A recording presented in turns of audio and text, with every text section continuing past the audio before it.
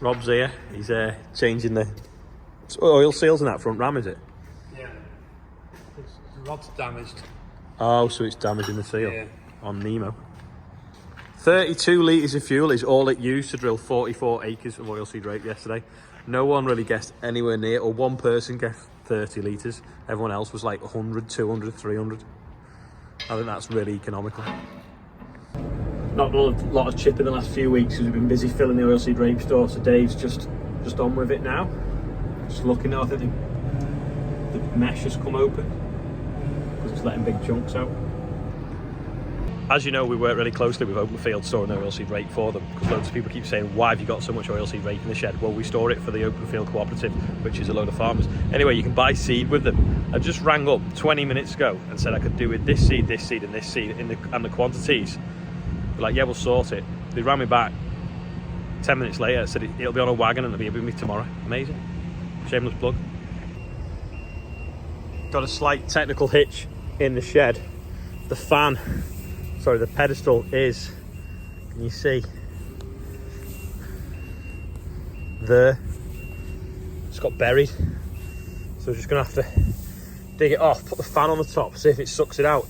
If not, we're gonna have to use the hoover and empty it, which is not an easy job. Something we could have done without. There it is. Yeah, if we plug the fan in, we'll see if it sucks it out. Yeah, that'll do. Try and make it longer.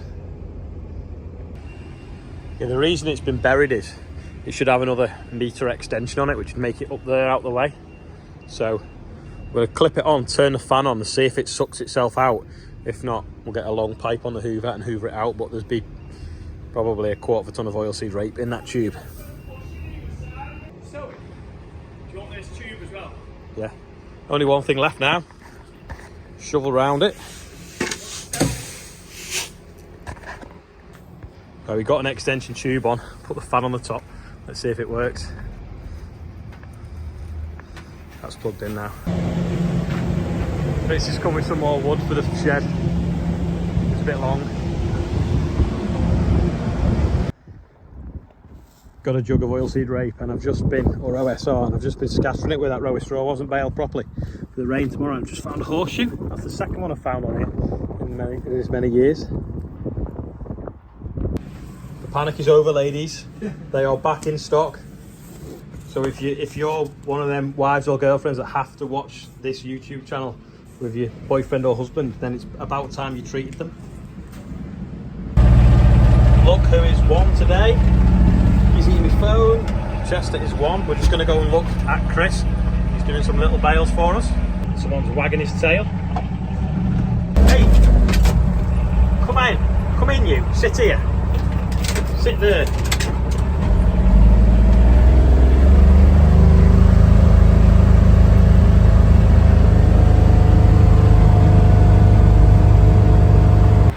Chris is just sliding the drawbar over on the baler. Chris is here. First bale out, no strings on it properly. Baling the rape straw. This is what we're going to use as the walls for the shed. If we can get the bales solid enough.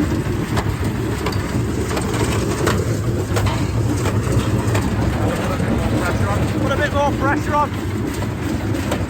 Slide these screws in. We're just following the bale around the field now. We're going to do a time lapse how the bale sledge works, because I think they're ingenious. They're so clever. Just moving parts, but nothing mechanical.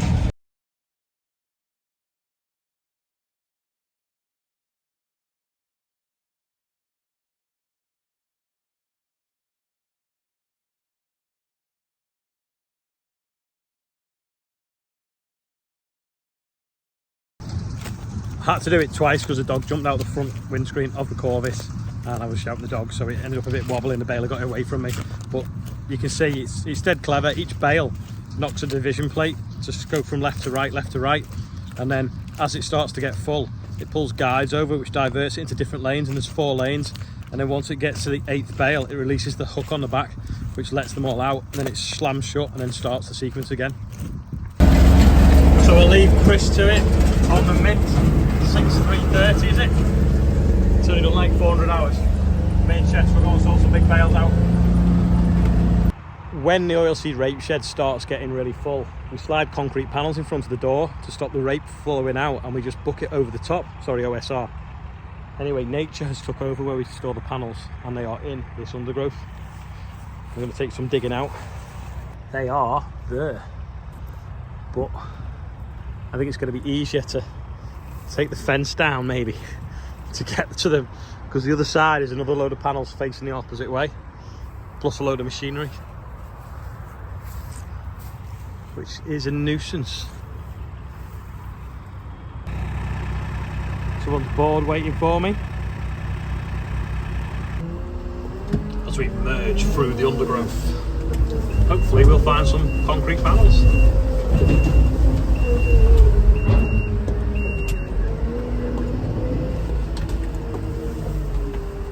There we go, that's what we want then. Well, the ones behind them. Done some hedge trimming with the bucket edge. Gonna get the pallet forks now and try and reach them over the fence. Right, I've fished that one out, and now I've fished this one out. Hopefully this one is the right length. So we'll carry it round, and then we'll have to try and find the lifting straps to lift it in. Just washing this off now, but our jet wash is about knackered. I don't know if it needs a refurb or we just get another one, because it does get quite a bit of use. Does anyone know where the best place to get one is and what make? Because this is annoying. Just have to do a little bit of welding on this because it snapped off when they were moving hay the other week. It's had a few different reincarnations, though it's 48 years old. That's original. That was put on in 05. I think that was put on in 01 when we got a Merlot.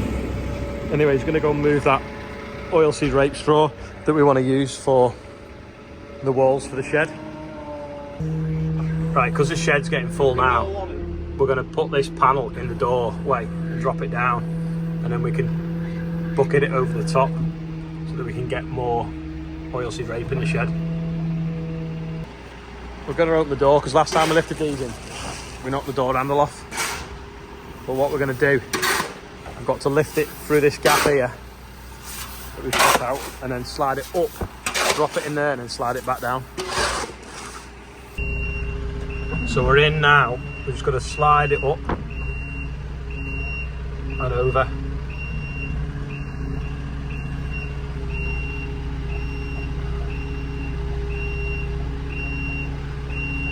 We're still in the green on the screen, which is handy.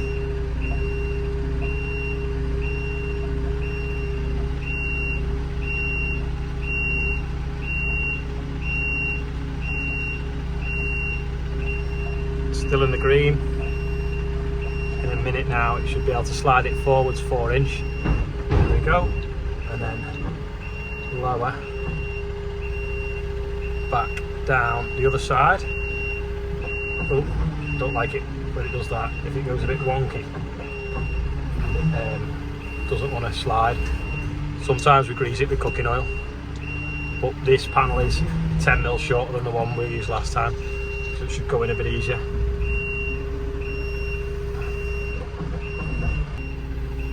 There we go, landed. Got this in the doorway here now, which obviously means all we can do now is book it over the top with the Merlot and shove it up from here.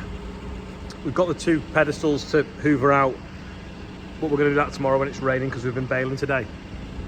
What we can do as well is, if we want to, we can put another 2 panels in this doorway if we need to, but then you obviously have to get the oilseed rape out. So what we do is we drop them on the next set of panels on blocks of wood, and then we leave some gaps in the blocks of wood like letterboxes, and then we screw timber to it so that when we're ready to take some oilseed rape out, we unscrew the piece of wood and it comes out like a grain chute onto the floor here, and then we scoop it up and fill the wagons, and then once it stops flowing, then we lift the panel out and the panel out.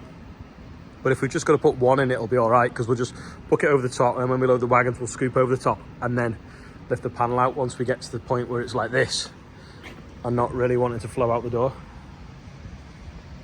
We weren't expecting the shed to be full this year. We were thinking that it'd have 1,200 tonne of oilseed rape in the back, and we put our beans in the front corners.